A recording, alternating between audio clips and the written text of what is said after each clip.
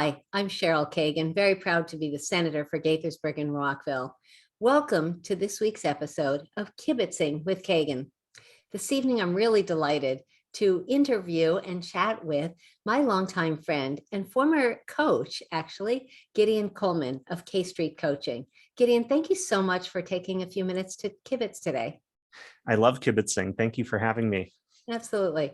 Now, I'm recording this in Annapolis, and that is not the actual dome behind me, but you went to school at St. John's right around the corner from where I am now and got a degree in liberal arts. Why don't you talk briefly about what that's like and how that's helped guide your career? So, funny story. I am an alum of St. John's College. I have 2 master's degrees from St. John's College, and I never set foot on the Annapolis campus until I came to an alumni event after I'd moved to the Washington, D.C. area in 2006. I attended their Santa Fe campus, and I'm a very curious person, love to read. Like I'm reading heavy duty classical Chinese literature to my first grade son. And I really didn't know how to apply it professionally until I found coaching. Interesting. So tell us how you got into coaching. What made you want to take a gander at that? I had found my way into international development and really enjoyed helping people. Doing that from Washington, D.C. always felt like it was at a remove. I saw the people around me who seemed perfectly cut out for their international development careers. And I could tell that it was never going to get me out of bed the way it did them. And so I was in a funk for several years, trying to figure out, okay, so what do I do with my life? Do I continue down this path where I can competently work for the next few decades? And I had experienced some coaching just here and there. And I thought, oh, this is a fun thing that one can do, but you can't make a living doing it. And then someone introduced me to a professional coach training program. They went through it in 2010, 2011. And it really caught my interest. And I decided to take the plunge thinking, oh, you know what, I can learn these skills and maybe build towards something in the next few years. But I gobbled up the training, built up a practice, and decided to dive right in. That was 2011. Right. So 10 years plus. Congratulations. Uh, Yeah. Give us an idea of the range of challenges that your clients might be facing. What would cause someone to want to hire you? Well, I'm someone who realized after several years of this that the people who gravitate toward me are leaders who tend to be underrepresented in their fields. And so my friend Sarah Mansfield Tabor, who's a writer, sat down with me a few years ago, and she said, "You work at K Street Coaching. You must work with really narcissistic leaders." And I was appalled because that's not who gravitates toward me at all. Mm. It's often Black men on their way to the C-suite, women as well, and they face a multitude of challenges. Often it boils down to simply not being seen by their peers or the people around them. And what I do as a coach, and I am a professional coach, I'm a member of the International Coaching Federation's Metro DC chapter. I hold a master certified coach credential. That was on my list. Master. Oh, so we can address that later, but I Well, just want that's to okay. establish that this is, not It's a something thing. where That's right. This is maybe I'll not do fly by this. night. Yeah, no, this is a serious career, and so I've had the privilege of really just changing industries by helping people who were underrepresented break into the top levels. And that's a real fun thing to think about at the end of each day. Gideon, I'm going to ask you to be more specific. Do people Yeah. come to you on professional, personal, ideological, interpersonal, strategic? Like, give me boxes. Like, what would you say people struggle with? Sure. Often it's a professional rub that sends people to me. I'm not progressing beyond this level, or I'm not sure how to deal with these colleagues. But what we typically find is that our lives don't stop when we go to work and when we go home. Everything is interconnected, and so when we do start working together, yeah, we'll address the issue at hand, but other things will invariably come in. Sure. So you helped me decide whether I should run for the Senate because I was really struggling. That's hard. You're not in politics. You don't know District 17. How do you start in a situation like that to kind of navigate and feel like you can offer helpful guidance? It's kind of paradoxical because I think our culture claims to crave guidance, and it's really unhelpful. I think the best way to shut someone down is to tell them what to do. And anybody who's watching this, who's ever had a parent, knows this. Um, all we need is someone to tell us what they think we should do, and already we're thinking of something else. Great, great. And so really top-notch coaching sidesteps that. I can be someone who just listens for context a little more heavily than content, and by helping bring a client's attention to that, just helps them let down their own guard, hear themselves thinking, realize that they know exactly what to do. And I think that if I knew District 17, I'd be a worse coach for it. If I knew the ins and outs of the Senate, I'd be a worse coach for it. Okay. Now you do a lot of international coaching, and as we referenced, you are a master certified coach since 2020, and that is a big damn deal. There are only a modest number from around the world. Why don't you talk about that level of certification? Also, I'm curious to know, you've been doing this Zoom thing or the equivalent for forever, since a lot of your clients are international. So talk about both of those things, if you would. Both of those things. It's funny because I think coach mastery is both a really big deal and not a big deal at all. And it's not one or the other. It really is both of those things. Trying to put my finger on what it even means. I started my own podcast series last year called the Master Coach Collection. You're ahead of me on all this stuff. Oh, okay. Go ahead. Well, I'm out to learn from other master certified coaches around the world. What is it that makes us tick? How does the work of coaching change us? And I think it makes us quieter. It makes us much more confident not knowing. I think, one of my maybe the main role that I have for myself in my head is that I'm a parent, and it's made me really comfortable not getting inside my kids' heads. I don't need to know what's going on in there for me to be a very present parent. And I think that that's a function of just the habits one learns as a coach of being present, being curious, but not being intrusive, being a partner at every step of the way. Is there a difference in terms of virtual versus in-person coaching sessions? Absolutely. You were asking about the international stuff. So I remember when we worked together, that was during your 2014 campaign.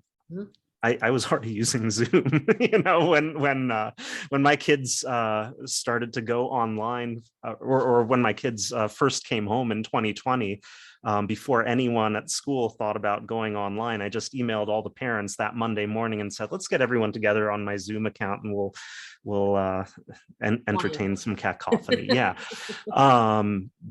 but the differences are,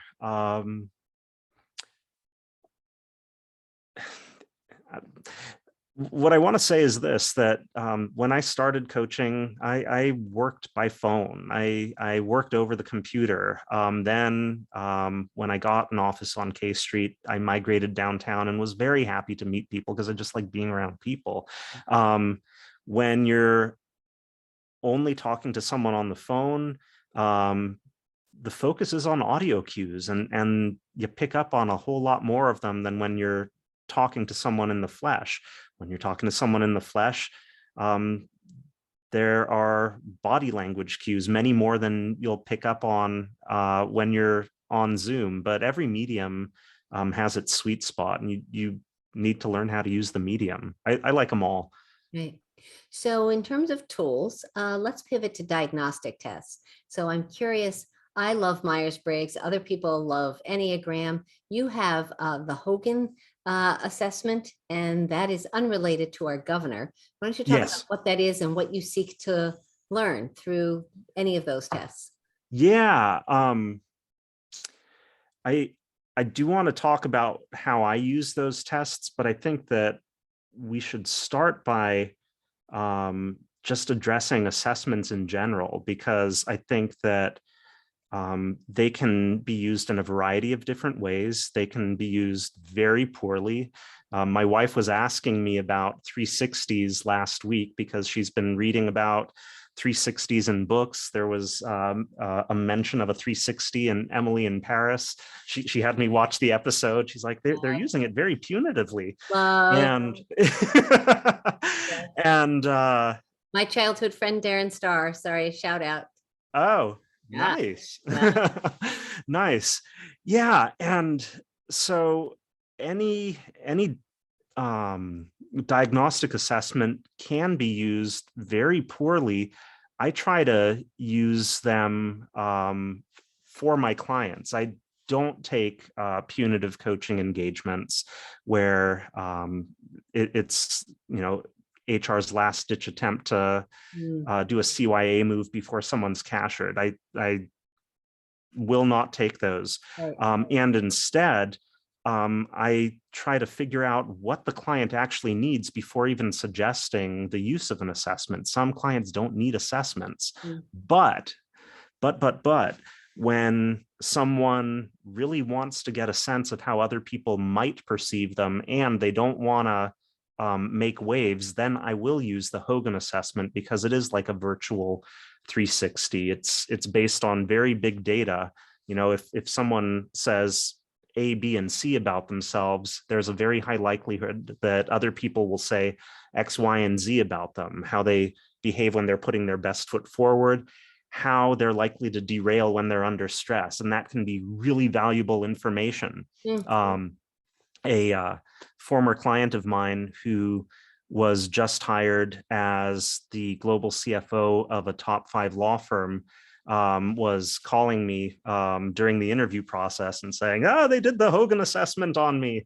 And when people have that information ahead of time, yeah, nothing's a surprise. right. When you first find out about this stuff in the middle of an interview, that's not a good time to be finding out about it. Mm, Um, I also use actual 360s where we do poll other people around a leader, and that provides very solid information that helps them see how they see themselves, how other people see them, how different groups of constituents in their environment see them. And sometimes that's the push that they need to alter their behavior, to move up. Sometimes it's the confirmation they need that they've bitten off more than they can chew and they need to scale back. Yep. Yep. What defines success with a client?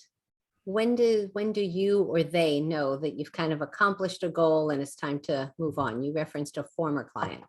Mhm. Um, I feel like everything I touch is dripping with paradox, because people will come to me and they'll have a clear level of success or a clear picture of success in mind, and they'll want to work toward that. And as someone who's worked with hundreds of people over the years, I take them seriously, and I take what they say lightly, knowing that they will see something else along the way. Mm. Case in point, someone I had the privilege of working with last year was stepping into a new leadership position and envisioned leadership as really learning how to be a commanding presence and calling the shots. Came away from the engagement recognizing that she needed to actually love and feel with the people that she was leading, recognize that in this position with these people, that was not going to happen, Mm. and really came away questioning everything. And that, I think, is the first sign that she was really ready for a leadership role. Wow, that's amazing. What would happen if you had a client that you decided that you either didn't like or didn't respect? How would you deal with that? That's something that I need to suss out well before we start working together, because it's not good for them and it's not good for me, period. Mm. So, if someone is not going to be reflective, not going to do work on the things that they want, they're going to end up having very expensive conversations. And I don't want to have very expensive conversations with someone that are just that. Yeah. Yeah. Hmm. Would you ever fire a client? I have, but I try to, get smarter every time and make it less and less likely that I need to. Okay. All right. You are not affordable for the average person, and you are Mhm. generous in making accommodations for folks like me who don't earn so much money. How do you sort of pay it forward? How do you engage nonprofits or folks who really might benefit from your skills, but really can't afford you at any reasonable level? Um, Or is it just, one of yeah, one of the the reasons that I do insist on not being affordable at a reasonable level is so that I do have discretionary time to focus on people I really, really want to help. And sometimes it's part of a larger initiative with the um, International Coaching Federation Metro DC chapter, which provides a lot of pro bono coaching in the nation's capital. Right now, I'm part of an initiative that's serving the Jewish Federation of Washington, and I'm having a great time coaching an executive director of an organization under the Jewish Federation's aegis. And there's always room in my practice for people I just really want to be working with. that's great. That's great. Talk about Where Genius Goes, your other podcast. Where genius grows, yeah. What would someone learn, and yeah, how should they check that out? Why did you decide to do that podcast? That podcast grew out of a radio show that I'd been doing for a few years called Legacy Talk Radio, and I just didn't want to be boxed in by a specific time every week, and so I decided to go the DIY route. And it really just boils down to what I was saying at the beginning of this conversation. I'm super curious, and I often want to learn from people about how the world works. I think that some of the hands down coolest conversations I've had include some with like adult development theorist Jennifer Garvey Berger, with whom in the years since our first conversation, I've become very close, and I'm like faculty on her advanced courses now. But it's just a way of getting to know people, getting to know how the world works. And I learned so much just by not knowing and stepping into I mean, this is what you're doing, right? Hey, Yeah. you're so good at it, and I so appreciate it. Is it ever hard to kind of flip the switch and just turn it off, or are you always seeking to engage folks and sort of be a busman's holiday here, still doing it? One of the ways that doing the work of coaching over so many years has changed me is that, I'm really embracing my introverted side. And when I'm not working these days, I'm kind of silent and I don't have much to say. Interesting. Yeah, Yeah. not exactly my issue. I know that surprises you and anyone watching this, but yeah. Well, at your core, you're someone who's using your time on earth to reshape how things are. And I think that there are parallels between how you work and how I work in that regard, but yours is not focused on individuals the way mine is. I always talked about with my sister, sort of, we both care about education, but I do it at the macro policy level and help, Right. tons and tons of kids, but the tiniest little bit. And she does it at the micro level, very direct, but life-changing, but for a much smaller number of people. So, and it's both really important. You need both sides. So, yes. And I know that this is not about you, but anyone listening to this really needs to understand your work on 9/11 and the playbook that you've written, that should be cribbed by every state and possibly countries around the world. and just to be clear, 911, not 9/11, not September. Sorry. No, it's okay. You are not the first person to do that, but 911. Thank you. I appreciate it. So before we go to the Fast Five, Gideon, is there anything else you want to talk about coaching or about K Street coaching? Not specifically about me, but I would just say that we're recording this in January of 2022. Yes.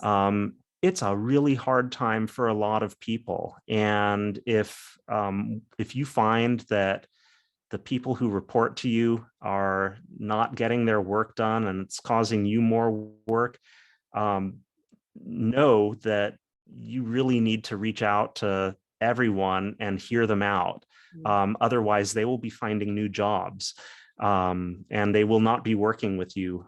So please, please, please do everything you can to create as humane a culture as you can. The importance and the urgency, I can't stress enough. That's really brilliant advice. Thank you. Thank you for that. So Gideon Culman, K Street Coaching, and my former coach. Fast Five quick questions for folks to get to know a little bit more about you. So question number one, what is the thing you like best about your job? Helping people do things that they just didn't think were possible. Cool. Question. Be people they didn't think were possible. Yeah. Okay. Question two, if you could travel anywhere in the world when it was safe to do so, and COVID, time, and money were not an option, not a barrier in any way, where would you want to go? I spent 10 years growing up in Cologne, Germany, from the ages of 9 to 19. I want to take my family there and show them where I grew up. Nice. Okay. How much of your German have you retained? Enough to get both in and out of trouble. Okay. I like that. Question three, what are three adjectives that your best friend would use to describe you? Curious, warm, and goofy. I like that. That's fun. What is one thing you couldn't go a day without? Music. Great. And listening, playing. Yeah. what do you play? Guitar. I don't know if I knew that about you. That's great. Okay. And the fifth question, the one that I ask everyone, Gideon Culman, K Street Coaching. What is your hidden secret superpower? What is something you're really good at that most folks can't do? I call it alchemical witnessing. It's seeing and hearing people so thoroughly that they experience a state change. Amazing. Well, it was great to kibitz with you. It's great to see you again. Thank you for the insights that you have helped me see and experience over the years. And thanks for what you do for so many others around the country and around the world. You're wonderful. If anyone wants to learn more, we'll have social media information just after this podcast. Take care. Thank you so much. Stay safe. Thank you.